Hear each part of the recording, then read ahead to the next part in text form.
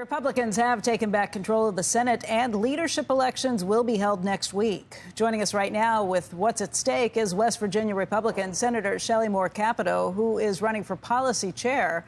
That's the fourth-ranking position in the Senate. Right now, she's in the fifth-ranking position. Senator, thank you very much for being with us today. Obviously, a lot of plans are being put in place right now. What do you think will be the legislative goals that are first undertaken in this new administration?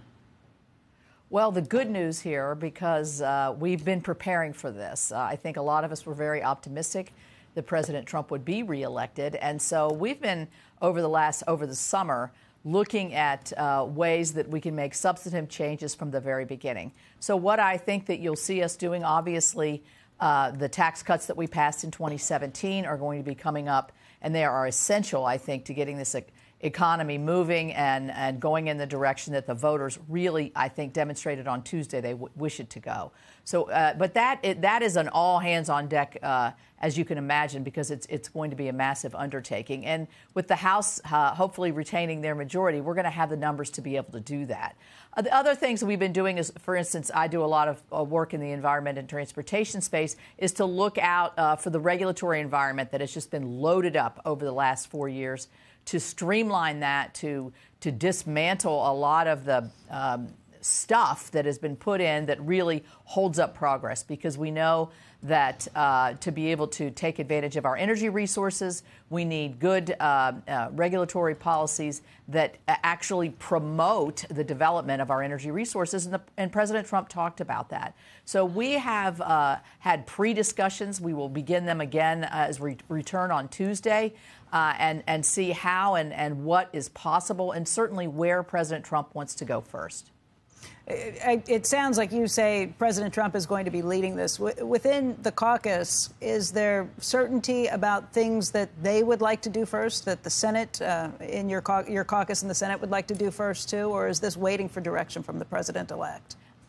No, I think by pre-planning ahead through the summer, we've already established some of our priorities that really meld with what the president was talking about. Tax reform being one, of course, and unleashing our energy resources and stop the stymieing of our domestic development of energy. I think also the regulatory environment, particularly around the environment, has just been so, and the spending around that has just been so over the top. So dismantling a lot of that, I think that's what we'll look at first. Critically important is going to be the nomination process. We're hoping that the president can get nominees before us so that he can hit the ground running when he takes the oath of office. And that's going to be a very important part of that January workspace. Is there consensus in your caucus around immigration? I didn't hear that on the list. You know, thank you for reminding me.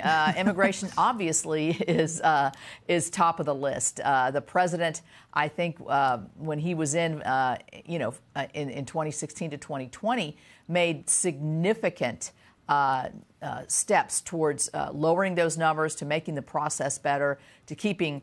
We wouldn't have 10 million undocumented folks in this country right now, as we have for the Biden administration. So, yes, we will go to immigration rather quickly, and I think that you'll see results will occur, because I think the deterrence factor that President Trump brings with the policies will be a part of where you see those numbers coming down dramatically.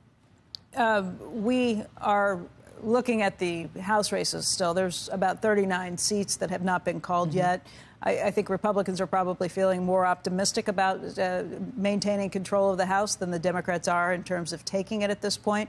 But what does that mean? And how much of a majority is needed in order to get things through? Because the last couple of years, there's not been much that's made it through the House, even with the Republicans leading. You know, it is very significant. And I know sometimes inside baseball, or how we work, is sometimes difficult to understand, because the Senate usually has a 60-vote threshold. But with the president being Republican, the House and the Senate, that through our budget reconciliation, we have to get a budget through. We can then move, which is what we did in 2017, we can then move policies on a simple majority in the Senate. And not every policy, but a lot of policy statements. And so I think that's where the significance of the House majority is going to really come into play. In terms of numbers, the bigger the better, obviously. And I'm just pleased that I'm going to be a chairman and that we're going to have control over the agenda in the United States Senate to help President Trump move through where obviously he had a very overwhelming grassroots effort to say we want policies that help us and make our lives better. We are going to be joined by Senator John Thune coming up a little later in the program. Who are you supporting for Majority Leader? Well, it's a really difficult choice. There are three men who are going to succeed Senator McConnell. I think that everybody has great strengths. I'm not going to weigh in on one or the other. They're all good friends with everybody. That's kind of part of the problem. But I think we will sort it out. We will have a strong leader. We have to have a strong leader not just to support the president, but also to fight back and to defend the conservative policies the American people demanded on Election Day. And a lot of that has to do with fiscal responsibilities. And that's a tough fight when you have a 60-vote threshold, but also when, Senator Schumer, who's been the leader, is going to be there pushing us every single day. So we need somebody that can take the arrows for us. Yeah, thank God we have a 60-vote threshold. Don't take it for granted. I don't. No, it is good, and I've been one of those that's been in the thought that the filibuster is exceedingly important, no matter who and is the president. It is exceedingly important for the best policies for the country, no doubt. Senator, someone was joking yesterday and said Republicans could get rid of the filibuster, add 10 30-year-old conservative judges to the Supreme Court and stack it for the next 80 years. I mean, it's just a thought.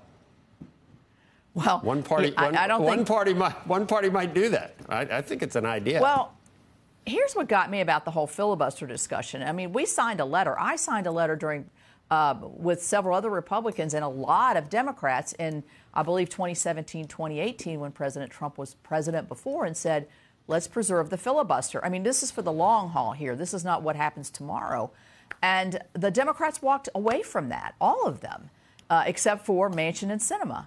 And so I think that, I don't think we're going to have a huge discussion around this because I think we have so much on our plate. There may be pressures from externally to eliminate the filibuster and go big. But what would happen 4 years later? It happens over and over again. That was a joke. That was sarcasm. Don't do it. Yeah. Don't do it. Don't worry, Joe. We will not be doing that. It should be hard to pass laws. Should be hard. You should need both sides to pass big laws. It shouldn't swing. Yeah, you should have. Swing, agreed. Just depending on who has a majority. The swings are very harmful, and we're not going to do that. I can pretty much guarantee you that.